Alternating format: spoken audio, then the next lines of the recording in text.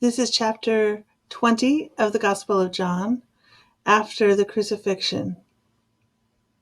Early in the morning of the first day of the week, while it was still dark, Mary Magdalene came to the tomb and saw that the stone had been taken away from the tomb. She ran to Simon Peter and the other disciple, the one whom Jesus loved, and said, "They have taken the Lord from the tomb, but we don't know where they've put him." Peter and the other disciple left to go to the tomb.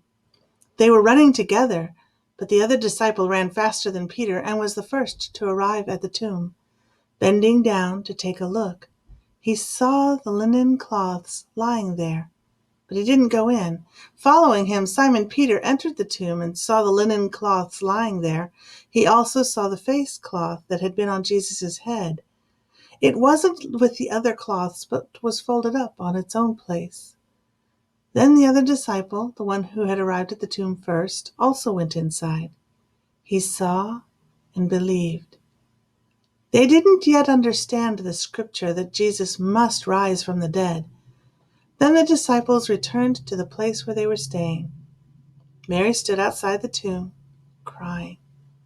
As she cried, she bent down to look into the tomb, and she saw two angels dressed in white, seated where the body of Jesus had been, one at the head and one at the foot.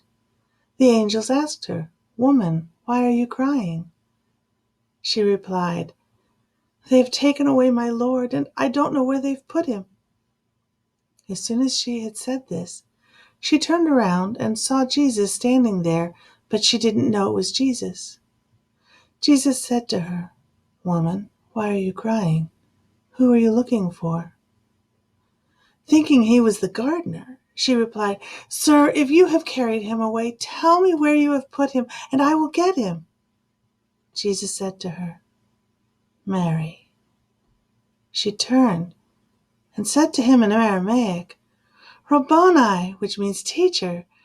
Jesus said to her, "Don't hold on to me, for I haven't yet gone up to my Father.